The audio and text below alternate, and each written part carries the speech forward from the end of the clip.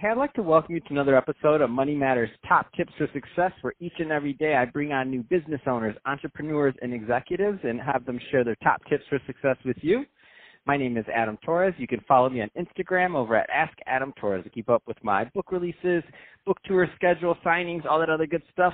Always love to connect with you there. And as always, if you'd like to apply to become a co-author of one of my upcoming books, just head on over to the website, moneymatterstoptips.com, and click on Become an Author to apply. All right, so I have Jennifer DiMotta on the line, and this is a very special episode because we're going to be talking about her chapter, How to Grow Your E-Commerce Business, which was featured in our recent release of Money Matters Business Leaders Volume 2, the book we just released.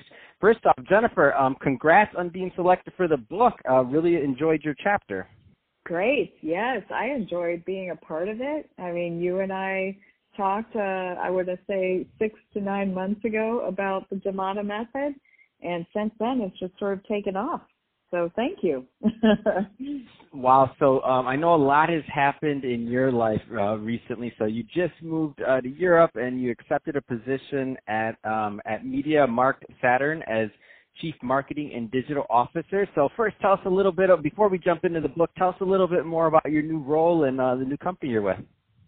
Yeah, I am so honored to have this role. This is, I would call it the Best Buy of Europe. This is a multi-billion-dollar consumer electronics retailer, one of the most well-known retailers in all of Europe. They're across 14 countries, and they're extremely well-known. They were looking for their first CMO, actually, at their holding organization. So I had the opportunity to take on the first CMDO role, the first female leadership role that they've had, so the first female officer role, and, you know, some fun living in Europe, a whole different experience for both me and my husband. So it's just been really fun. I've been here for about 4 months. And, I mean, so far it's just been a joy both personally and professionally. Wow, it's already been 4 months. I've been tracking you down for this interview that long. I'm like, I know you moved. Come on, I need you on the show. That's awesome. Exactly. Congrats again. Well, let's jump into your chapter, How to Grow Your E-Commerce Business. So first, give us a little bit of your background in terms of e-commerce and some of the things you've accomplished. I know you go into it in the book. Yeah, sure.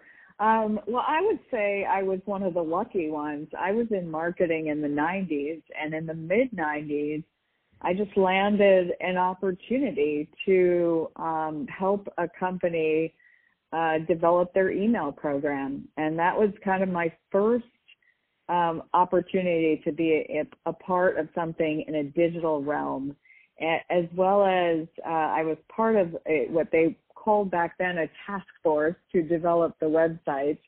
We didn't have email or e-commerce teams back then. There was no such thing as digital teams. So, yeah, this was a secondary job for a lot of us. And it was really fun. At that point in time, I didn't really understand what it meant, but I really thought it was very interesting. I could see the fact that we were headed in this direction, and I ended up staying in digital and e-commerce since that point in time. I've been in it the entire time. So I grew from just this little old analyst who developed an email program all the way to leading e-commerce and digital marketing teams, and then eventually adding omni-channel to that picture about 10 years ago. So I guess I was one of the early ones, maybe more or less, somewhat of a pioneer in certain places. And I had the opportunity to constantly grow businesses. I would come in, there would be nothing but a blank sheet of paper. The CEO knew there was an opportunity, but had no idea how to explore the opportunity, how to build upon the opportunity, nor how to grow anything in regards to e-commerce. And I just had sort of this wild, wild west of opportunity to build something from that blank sheet of paper. And I did that really over and over again across 6 different retailers.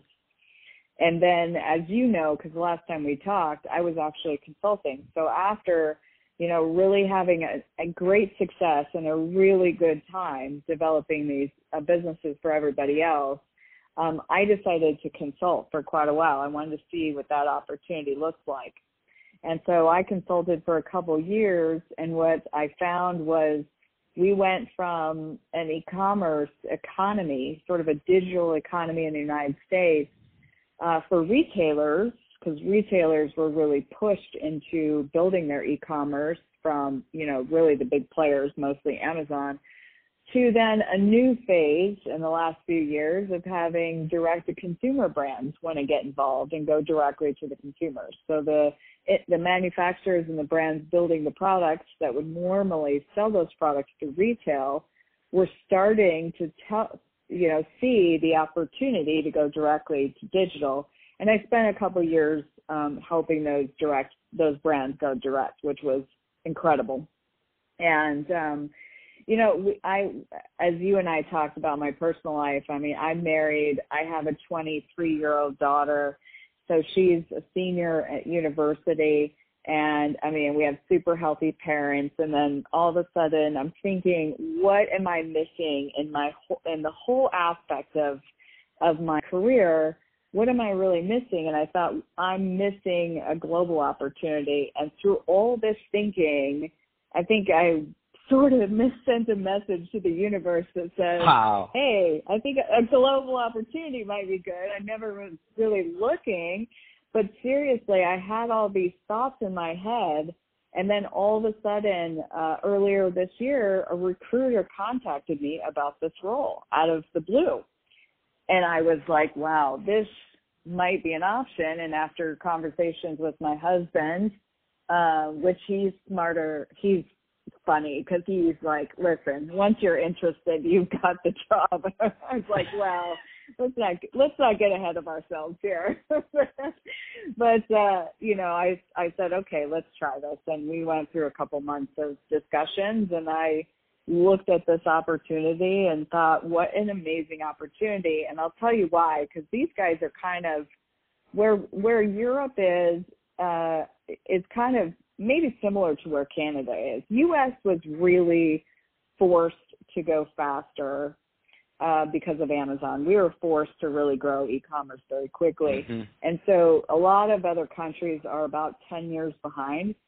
So I have all this experience that I can now serve and help to this retailer who I would say is right in the same path of where Best Buy was about 7-8 years ago. So it's a really neat opportunity. And like you and I were talking, just to go back to the topic of the book, I had my first town hall in the first week in August. And I had a few questions. And one of the questions was, and a lot of them looked me up on my consulting website, and they said, we see that you have this method called the DiMotta method. And yes. We would love to know, yes, right? We would love to know more about this DiMotta method. And what we read, we think it's very interesting, and it could apply quite well to MediaMarkt Saturn.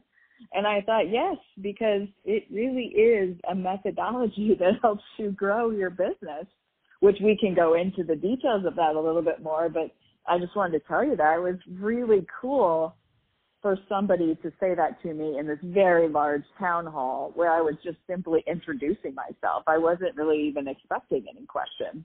So, and this was, awesome. One of the few. It's really cool. Yeah. Oh, I love it. Made it and all the way overseas. I love it, and I think that's a great transition. Let me just tee this up with you, for you.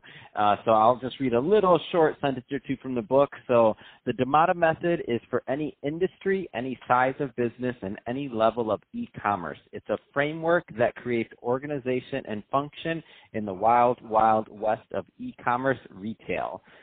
Companies new to e-commerce are overwhelmed because this new way of selling can be very expensive. Expert talent is limited, and the seemingly endless number of options making prioritizing overwhelming. So the DiMotta method, it's divided into 4 key steps: purpose, people, plan, and profit. So we won't have time to go into all 4 today, but we are going to do some, and that's a little cliffhanger for everyone listening. These are some spoilers, but we still want you to go out and get the book. So so Jennifer's chapter is in Money Matters, Volume 2. So Jennifer, let's just start with the first one, purpose. Yeah. So listen, I mean, the broader idea of this is, those companies I told you that I came in and I had to work from a blank sheet of paper. Structure is really important, especially when you need to build something very quickly, but you need to build it in a sustainable way. And there's a little bit of looking at your situation, but there's a lot of knowing that you have to put a strong framework around it, or it just doesn't go very far. So purpose is one of those where you're looking at the situation. You're looking at your business. You're understanding what value it provides in the world. And you're really identifying with that value and bringing it into your e-commerce plan. So for example, I guess the last big retailer I worked for was Blue Mercury. And Blue Mercury is a specialty luxury retailer in the United States. It's growing drastically. It's extremely successful business. It's over 200 stores, and I don't think they serve their revenues, but it's under the Macy's umbrella. But it's very, very, it's very much growing on both sides, both stores and e-commerce. So it's an omni-channel retailer, and they have a really strong purpose. So their purpose is to be they want to be the category authority, and they are the category authority. They want to offer differentiated brands that you cannot find at, let's say Walgreens or Target or whatever. Their brand selection is extremely curated. In addition, to support that authority, they have a selection criteria of their products, and on and on. So you have to really take that situation and that value proposition of that company and make sure you bring it into e-commerce, because e-commerce in the end is what needs to be one of the first touch points with your consumer, and make sure they understand what that purpose is. It's really kind of an awareness vehicle. One of its strongest roles, I guess, is an awareness vehicle. So that's a little bit of the purpose. That's awesome. Let's get into the next one. So the people. People, that's my favorite. I mean, nothing is more important in my mind than people, especially in a retailer company. But people is what makes everything work. It makes it work flawlessly. I mean, the fact is that there's so many studies around what great cultures do from a business performance perspective and what negative cultures do from a business performance perspective. The correlation is so tight. And it's because if you find that the right people, you put them in the right position and you empower them, you are able to actually serve that purpose. And we didn't talk about the other two just yet, but you are able to execute on that plan and do it within your P&L framework, your financial framework. It is literally the leverage you have. It's the foundation you have. It's the way to grow. It's just really, it's a big deal that I think most companies don't pay enough attention to. So if you're part of a company and you're not focused on you don't have an employee satisfaction survey, or you don't know what your employee feedback looks like or whatever, I highly encourage it. We've got another survey coming up at MediaMarkt Saturn. We've got what this company does, which is similar to what Sports Authority did when I was there, is we take the famous NPS, which most people know, the Net Promoter Score, but if you don't, it's basically one question: would you refer your friend or family member to this company? We take that same question, we ask the employees in the same way, and you get a really strong understanding as to how strong or how weak your culture is, the where your opportunities are. But if there's studies all over Google, they're particularly in NPS. If you look at the studies, you will see this correlation between happy people and strong business performance. So this is the reason why I put it in there, because when I make sure my teams are happy, I see the performance grow. It's just the bottom line. It's just so strongly correlated. It just blows my mind. That's amazing. And Jennifer, I know that you are a busy woman, and as much as I'd like to go into the last two, we're kind of out of time for today. But that being said, see, like how I do that cliffhanger, see how we conveniently were out of time? Yeah, everyone listening, go buy that book, Money Matters. It's volume 2. So you get the second 2 parts to Jennifer's DiMotta method. But that being said, Jennifer, I'm really excited to have you part of this book and this work, and was honored to be able to publish the first version of the DiMotta method. I'm sure you're going to be doing a whole lot more writing on it and fleshing it out as you just keep adding case study after case study of success of using the method. So again, thank you for being on the interview and also for being in the book. And to the audience, as always, thank you for tuning in. Hope you got a lot of value out of this. If you did, don't forget to subscribe to the podcast, leave me a review on the Apple iTunes store, do all those great things that we do to support our podcasters. Share this with your family and friends. And Jennifer, thanks again for coming on the show.